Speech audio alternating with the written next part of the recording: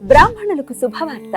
సనాతన ధర్మ పరిరక్షణే ధ్యేయంగా ఏర్పడినటువంటి హిందూ మహాసంస్థానం విదేశాలలో ఉద్యోగాన్వేషణ చేయాలనుకున్న ఔత్సాహికులకై అభ్యర్థుల నుండి దరఖాస్తులు కోరుతుంది. సంప్రదించవలసిన వాట్సాప్ నంబర్ 9866153999. నమస్తే, వెల్కమ్ టు అవర్ ఛానల్. నేను పద్మిని. ప్రస్తుతంతో పాటు ప్రముఖ ఆధ్యాత్మికవేత్త, ఆస్ట్రోన్యూమరాలజిస్ట్, ఎనర్జీ వాస్తు స్పెషలిస్ట్, శ్రీ విద్య ఉపాసకులు శ్రీమతి జయప్రద గారు మనతో పాటు ఉన్నారు. మాట్లాడదాం. నమస్కారం అండి. నమస్తే అమ్మ. శ్రీమాత్రే నమః. రైట్, బోర్డు మీద ఆల్రెడీ రాశారు. సెప్టెంబర్ 1వ తారీఖు నుంచి అక్టోబర్ 1వ తారీఖు వరకు రాశిఫలాలు చెప్తున్నారు.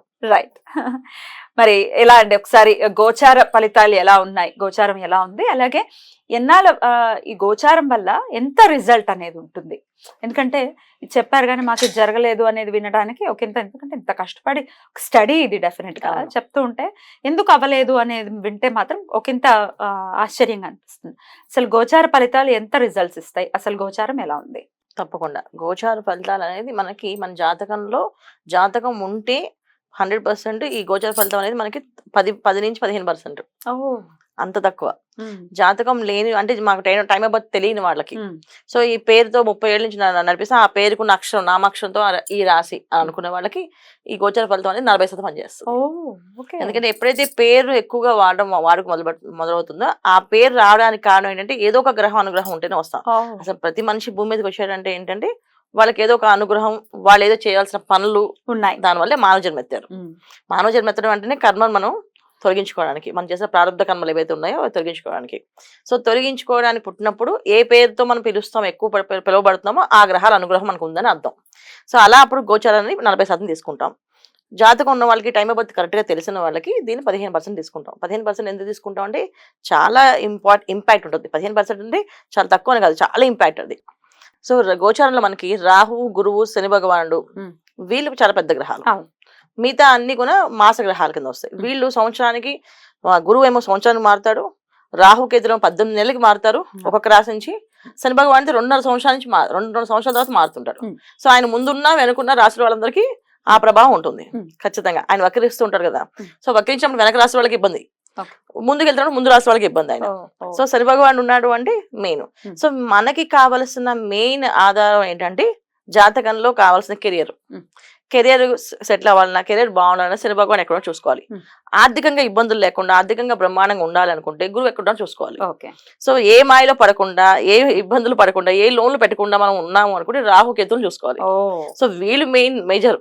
సో ఈ మేజర్ గ్రహాలు ఎప్పుడైతే ఉన్నాయో అవి ఖచ్చితంగా ఇంపాక్ట్ ఉంటాయి. ఆ సంవత్సరం అంతా ఏ రాశిలో వీళ్ళు ఉంటారో ముందు వెనక ఉన్న రాశుల వాళ్ళతో సహా ఆ రాశి వాళ్ళకి ఇబ్బందులే. అయితే మాస ఫలితాలు ఎందుకు చూసుకుంటామంటే ఇక్కడ రవి మారుతాడు, శుక్రుడు మారుతుంటాడు, బుధుడు మారుతుంటాడు, కుజుడు మారుతుంటారు. ఇవి మాసగ్రహాలు. మాసగ్రహాలు ఎందుకు అంటే మనకి ఇవి మారడం వల్ల కొంతవరకు ఈ పనులు చేయొచ్చు. ఇప్పుడు మనం ఈ లోన్ పెట్టుకోవచ్చా పెట్టుకోకూడదా, ఈ లోన్ తీసుకోవాలా వద్దా, కొన్ని విషయాలు క్లారిటీ వస్తుంటాయి. ఆ విషయాల కోసం మనం ఏళ్ల తరబడి వెయిట్ చేయట్లేదు. ఈ గ్రహస్థితిని బట్టి కూడా చూసుకోవచ్చు. ప్రమోషన్ కావాలి, చూసుకోవాలి. అందుకని ఈ మాసగ్రహాలు అనేది మనం ఖచ్చితంగా చూసుకొని ఈ మాస ఫలితాలు ఎలా ఉన్నాయి చూసుకుంటామన్నమాట. రైట్, ఒకసారి గోచారం ఎలా ఉందో ఒకసారి. సో గోచారంలో మీనంలో రాహు నాన్న, సో వృషభం రాశిలో గురువు, తర్వాత కన్యలో కేతువు, కుంభంలో శని భగవాన్ వక్రించి ఉన్నాడు. నవంబర్ దాకా ఉన్నాడు ఆయన వక్రించి. సో అందుకని ఖచ్చితంగా మనకి ఏంటి ఇబ్బందులు ఉన్నాయంటే వాళ్ళు ఉండే ఇంపాక్ట్ మనకి ఉంటుంది. ఏమేమి ఉంటాయి అంటే ఆర్థికంగా కొంచెం ఇబ్బందులు ఉంటాయి, బద్ధకం ఉంటుంది మనుషులందరికీ, చేయాలని పనులు చేయాలనిపించదు. ఎందుకంటే మీనంలో రాహు ఉన్నాడు కనుక ఖచ్చితంగా మనకి పూజల దగ్గర, తర్వాత నోములు చేయాలన్నా, దానాలు చేయాలన్నా బద్దకిస్తుంటాం. మిగతా విషయాన్ని యాక్టివ్. ఒక పార్టీ ఉందంటే రెడీ, మేము ముందే వచ్చేస్తాం అని చెప్తుంటారు. ఒక సినిమాకి వెళ్ళాలంటే ఫాస్ట్ గా ముందుకు వెళ్ళిపోతుంటారు. ఇవన్నీ జరుగుతుంటాయి. ఇవి మాత్రం అవ్వదు, ఎందుకంటే మీనంలో రాహు అనేది ఆపోజిట్. సో ఖచ్చితంగా ఇబ్బంది పడతాం. తర్వాత శని భగవాన్ వక్రీ. మరి వృశ్చిక రాశి వారికి ఎలా ఉండబోతోందండి ఈ మాసం? వృశ్చిక రాశి వాళ్ళకి ఈ మాసం చాలా బాగుంది నాన్న. చెప్పాలంటే వాళ్ళకి రవి బుధులు అనుకూలంగా ఉన్నారు, తర్వాత కుజుడు అనుకూలంగా ఉన్నారు, శుక్రుడు కూడా అనుకూలంగా ఉన్నారు. అదేంటి అష్టమ కుజుడైనా కూడా మంచిగా ఉన్నట్టేనా? 100%. అష్టమ కుజుడు పూర్తి దిగ్బలాన్ని పొందిన ఆయన కదా. ఆయన అష్టమ స్థానం అంటే ఆయనకి ఫుల్ పవర్స్ ఉన్నమాట. పైగా ఆయన రాసాధిపతి, వృశ్చిక రాసాధిపతి కుజుడు వెళ్ళి మిథున రాశిలో ఉన్నారు అష్టమ స్థానంలో. ఏమేమి చేస్తారు ఈయన అంటే అన్ని రిలీజ్ చేపిస్తారు.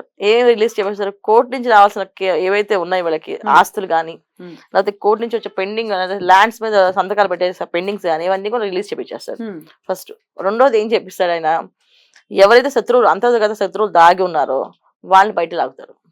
సో వీళ్ళే మీ శత్రువులు, వీళ్ళే మీ శత్రువులు. ఎప్పటి నుంచో పక్కనే చాలా మంది చూడమండి వృశ్చిక రాశి వాళ్ళకి పక్కనే తిరుగుతుంటారు, వాళ్ళే మోసం చేస్తే తెలియదు వాళ్ళకి పాపం, వాళ్ళే చూపించేస్తాడు ఆయన. సో అలాంటి క్లారిటీస్ ఇస్తాడు. అంతలో శత్రువులను బయట రావడము, తర్వాత వీళ్ళకి శత్రు జయం అని అనమాట. శత్రువులను ఎదిరించి వెళ్ళి దాన్ని నుంచి వీళ్ళు ఇది కోరుకునే కనుక మనం వీళ్ళని ఎదిరించాల్సిందే తీరాల్సిందని చెప్పి అనడము. ఎప్పటి నుంచో వీళ్ళు అనుకునే విషయాలు చాలా వరకు మేము చేయలేమేమో, మన వల్ల కాదేమో అనుకుని వెనక్కి వెళ్ళేవన్నీ కూడా లేదు మేము చేస్తాం, మేము చేయగలం అని చెప్పి ముందుకు రావడం, ఇవన్నీ కూడా వీళ్ళకి ఈ మాసంలో జరిగే అవకాశాలు ఉన్నాయి. సో మంచి ఫలితాలు, చాలా మంచి ఫలితాలు. రవి వచ్చేసి వీళ్ళకి లాభస్థానంలో వచ్చేసాడు. అంటే ఇక్కడ దశమ స్థానంలో రవి బుధులు కలిసి ఉన్నారు అంటే కెరీర్ పరంగా గవర్నమెంట్ సంబంధించిన విషయాల్లో ఫాస్ట్ గా పనులు అవ్వడం. చాలా మందికి జాబ్ల కోసం ప్రయత్నం చేసి ఉద్యోగాలు రాస్తారు కదా, వాళ్ళకి జాబ్స్ వచ్చేస్తాయి. తర్వాత ఐఐటి నుంచి కొంచెం కానీ లేకపోతే బయట అవుట్ ఆఫ్ కంట్రీస్ వెళ్ళాలని కానీ దానికి కూడా యోగం బాగుంది. రవి బుధులు దశమ స్థానంలో మళ్ళీ లాభస్థానంలోకి వచ్చేస్తారు. లాభస్థానంలో రవి వచ్చినప్పుడు మళ్ళీ శుక్రుడు ఇక్కడ రాహు ఎప్పటితో చూస్తున్నాడు, మళ్ళీ ఇక్కడ విదేశీ ప్రయాణం అనేది వీళ్ళకి సాఫీగా జరుగుతుంది. సో డబ్బులు రావడం అనేది బ్రహ్మాండంగా వస్తుంది. జాగ్రత్తగా ఖర్చు పెట్టుకోవాలి. డబ్బు మాత్రం నీళ్ళ ఖర్చు పెడతారు వీళ్ళు. వచ్చిన డబ్బులు వచ్చినంతసేపు ఆలోచిస్తారు, వచ్చిన తర్వాత అది ఎలా వెళ్ళిపోతుందో తెలియదు అనమాట. సో అలా కాకుండా ఒక ప్లానింగ్ ఆఫ్ యాక్షన్ పెట్టుకుని ప్లానింగ్ ప్రకారం ఖర్చు పెట్టుకోగలిగితే బాగుంటుంది. సో అష్టమ కుజుల్లో అన్ని లాభాలు ఉన్నాయి, ఒక్కటి మైనస్ ఉంది. ఏంటండి? అష్టమ కుజుడు ఉన్నప్పుడు ఏమంటే యాక్సిడెంట్స్ అయ్యే అవకాశాలు ఎక్కువగా ఉంటాయి. సో అది ప్రాణాల దాకా వచ్చే అవకాశాలు ఉంటాయి. సో వాహనాలు నడిపేటప్పుడు, వాహనాల మీద వెళ్ళేటప్పుడు, బయటికి వెళ్ళేటప్పుడు శకునాలు చూసుకొని దండం పెట్టుకొని భగవంతుని నామస్మరణ చేసుకుంటూ బయటికి వెళ్ళడం అనేది చాలా ముఖ్యమైన పని వాడు వీళ్ళకి. సో వీళ్ళు జనరల్ గా ఏంటంటే లేవడం వీళ్ళు కనీసం వీళ్ళు శకునాలు కూడా చూసుకోరు, టపటపా వెళ్ళిపోతుంటారు బయటికి. వీళ్ళు ఈ మాసం ఖచ్చితంగా చూసి తీరాలి.